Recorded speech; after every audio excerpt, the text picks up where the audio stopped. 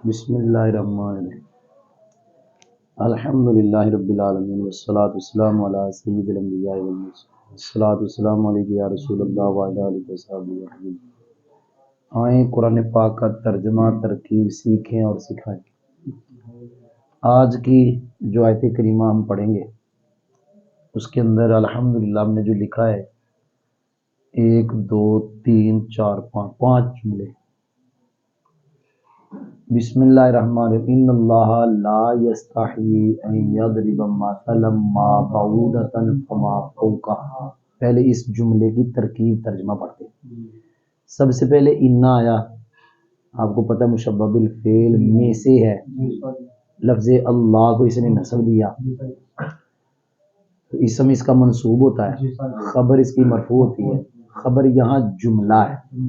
لا یستحی ان یضرب، یہ محلن مرفوع ہے، انا کی خبر ہے۔ تو یہ اسم ہے انا کا، لا یستحی فعل ہے، اس کا فاعل ہوا جس کا مرجع ہے اسم جلالہ شریف۔ یہ ان مصدریہ ہے، یہاں اس سے پہلے مین مقدر ہے، یضربا سے پہلے ہم اس سارے کو مین کا مجرور بنائیں گے، پھر یستحی کے متعلق کریں گے۔ ان مصدریہ یضربا فعل ہے، ہوا ضمیر اس کا فاعل ہے۔ مثلا ما، یاد رکھیں نکرہ لفظ ہو اس کے ساتھ ما آ جائے، کثیر ما، قلیل ما، بوجہ ما، مثلا ما، ما کو زائدہ کہتے ہیں۔ کیا کہتے ہیں؟ مثلا یضربا کا مفعول ہے، ما زائدہ ہے۔ اعراب القرآن والوں نے مثلاً کو مبدل منہ بنایا، بعودتن کو مثلاً کا بدل بنایا۔ جی سمجھ آئی؟ فما فوقہا میں فار فی عطف ہے، ما موصولہ ہے، فوقہا مضاف مضاف الیہ مل کے مفعول فی ہے ثابت کا، کیونکہ موصولہ کے بعد ظرف آئے تو وہاں خالی ظرف آئی یا جاوی تو ثابت آ۔ فعل اپنے فاعل مفعول فی میں کے صلہ، پھر موصول صلہ میں کے معطوف، معطوف علیہ معطوف مل کے بدل، کس کا؟ یضربا، فعل اپنے اس کا مبدل من بدل میں کے مفعول بھی، فعل فاعل مفعول بھی مل کے باطل من جار کا مجرور، پھر یستحی کے متعلق، یستحی اپنے فاعل اور متعلق سے مل کے خبر۔ اعلیٰ حضرت رحمۃ اللہ علیہ کے ترجمے میں دیکھے تو ترجمے سے یہ لگتا ہے کہ یہ بعودتن کانا مقدر کی خبر ہے۔ جی سمجھ آئی؟ ترجمہ جو اعلیٰ سرکار نے کیا ہے اس سے لگ رہا ہے کہ کانا کی کیا ہے جی، یہ فما فوقا کا عطف ہی ہے۔ جی ہم نے ترکیب کر دی ہے، ترجمہ ہم اعلیٰ سرکار کا والا کریں گے جو اعلیٰ سرکار نے لکھا ہے۔ بے شک اللہ تعالی اس سے حیا نہیں فرماتا، اللہ تعالیٰ کہ اللہ تعالیٰ مثال سمجھانے کو کیسی ہی چیز کا ذکر کرے کہ این یضرب مثلا، کہ وہ ذکر کرے مثلا مثال سمجھانے کو کیسی ہی چیز کا الفاظ نے ترجمہ کیا۔ ویسے اگر لوگ بھی دیکھا جائے ترجمہ یہ بنتا ہے بے شک اللہ تعالیٰ حیا نہیں فرماتا اس سے کہ اللہ مثال بیان کرے، اللہ تو کیسی ہی چیز کی مثال بیان کرے، مقصد کیا ہے؟ سمجھانے کا۔ تو وہ اوپر لکھا نہیں ہے، یہ تفسیر ہے کہ سمجھانے کے لیے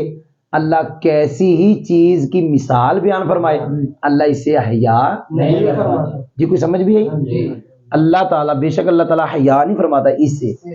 کہ وہ مثال سمجھانے کو کیسی ہی چیز کا ذکر فرمائے۔ بعودتن فما فوقا، اعلیٰ سرکار نے لکھا مچھر ہو یا اس سے بڑھ کر ہو، وہ جو چیز ہے جس کا اللہ تعالیٰ نے ذکر کرنا ہے مثال سمجھانے کے لیے، وہ مچھر ہو یا اس سے بڑھ کر کوئی چیز ہو۔ تو خلاصہ کیا نکلا کہ اللہ تعالیٰ مثال سمجھانے کے لیے مثال بیان مچھر سے بھی کر دیتا ہے اور اس سے بڑی چیز کی بھی کر دیتا ہے۔ فَأَمَّا الَّذِينَ آمَنُوا فَيَعْلَمُونَ أَنَّهُ الْحَقُّ مِن رَّبِّهِمْ، یہ فا استنافیہ ہے، آگے اما ہے۔ اما کے بارے میں بڑا مشہور قاعدہ ہے، میرے خیال میں ہم جو پہلا سپارہ پڑھنے پہلی مرتبہ آیا، اما کے بعد آنے والا اسم اگر ظرف نہ ہو تو اکثر مبتدا بنے گا، خبر وہ بنے گا جس کے اوپر آگے فا۔ جی الذین آمنوا مبتدا ہے، فیعلمون خبر ہے۔ جی کہتے ہوتے ہیں جی مبتدا قائم کم شرط اور آگے خبر کو کہتے ہیں قائم کم جزا۔ موصول ہے، یہ صلہ ہے، موصول صلہ مل کے مبتدا، فا اما کے جواب میں، یعلمون فعل ہے، واو فاعل، آگے مفعول بھی آنا ہے، ان مشبہ بالفعل ہو اسم، الحق موصوف، معرفہ کے بعد جامع موصوف سے بن جاتے ہیں، خطا لفظی فی کلام العرب، من ربہم یہ مضاف مضاف مجرور، یہ الثابت کے متعلق، الکائن معرفہ نکالیں گے نا، صفت موصوف سے مل کے خبر، ان اپنے اسم خبر سے مل کے مفعول بھی، فعل اپنے فاعل مفعول بھی سے مل کر جملہ فعلیہ خبریہ ہو کر خبر، الذین کی مبتدا خبر جملہ اسمیہ خبریہ۔ جی ترجمہ، اللہ فرماتا ہے وہ جو ایمان لائے، وہ تو جانتے ہیں کہ یہ قرآن، یہ مثال دینا، یہ حق ہے ان کے رب کی طرف سے، یہ رہے وہ جو ایمان لائے، اللہ سرکار نے ترجمہ لکھا تو وہ جو ایمان لائے، تو وہ جو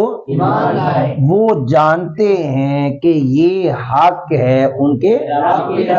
یہ جو اللہ تعالیٰ نے قرآن میں ذکر کیا یا سارا قرآن یہ کیا ہے، حق ہے۔ وَأَمَّا الَّذِينَ كَفَرُوا فَيَقُولُونَ مَاذَا أَرَادَ اللَّهُ بِهَذَا مَثَلًا، اس کی ہم ترکیب کرنے لگے۔ اما تو وہی حرف شرط ہے، واو حرف عطف ہے، الذین کافروا موصول صلہ مل کے مبتدا، فا یہ ساری بنی خبر ہے لیکن ترکیب کریں گے یقولون فعل ہے، واو فاعل، ایک ہے جی آپ ایسے کر دے یہ سارا مراد اللفظ مقولہ، فعل اپنے فاعل مقولہ سے مل کے خبر، دوسرا یہ کہ اس کی ترکیب کرنا، ماذا اراد اللہ بہذا مثلا، اس کی ترکیب، یہ میرا یوٹیوب پہ سبق بھی ہے ماذا کی ترکیب۔ ماذا کی دو ترکیبیں کرتے ہیں جی، ایک ہے ماذا پورا استفہامیہ، اس کو بنائیں گے مفعول بھی مقدم، ارادہ کا کیا بنائیں گے، یہاں پہ ایسا ہے، ایک ہے ما استفہامیہ مبتدا، زا موصولہ،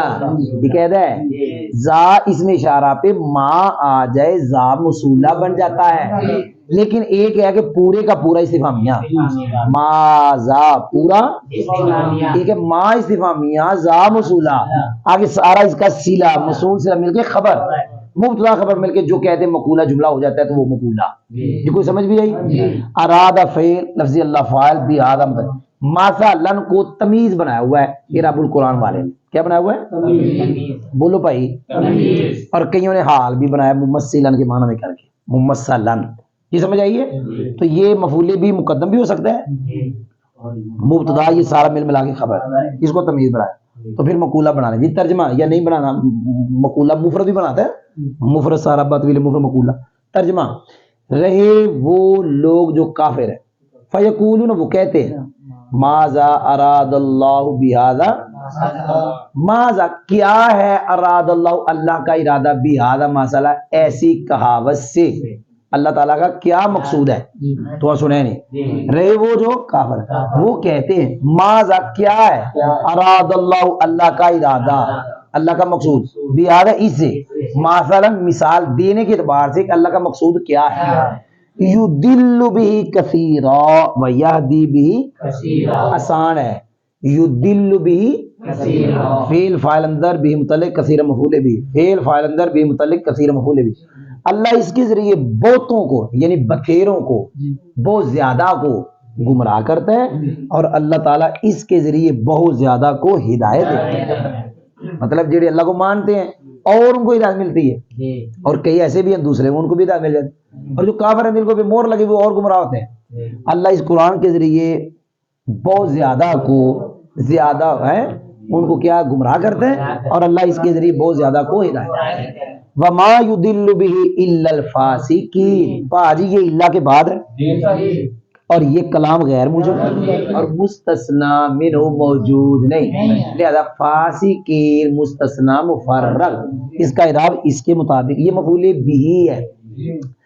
اللہ خود فرماتا ہے کہ اللہ اس قرآن کے ذریعے گمراہ نہیں کرتا کسی کو مگر فاسقوں کو،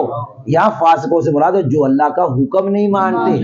اللہ ان کو اور گمراہ کرتا ہے، یہ کوئی سمجھ آئی؟ تو الحمدللہ آج ہم نے پھر ایک مرتبہ قرآن پاک کی آیت نمبر سورہ بقرہ کی 26 اس کا ایک مرتبہ پھر مطلب سبق ایک مرتبہ دوبارہ پھر پڑھا، تو انشاءاللہ امید ہے کہ ہم وقفے سے پڑھتے رہیں گے انشاءاللہ۔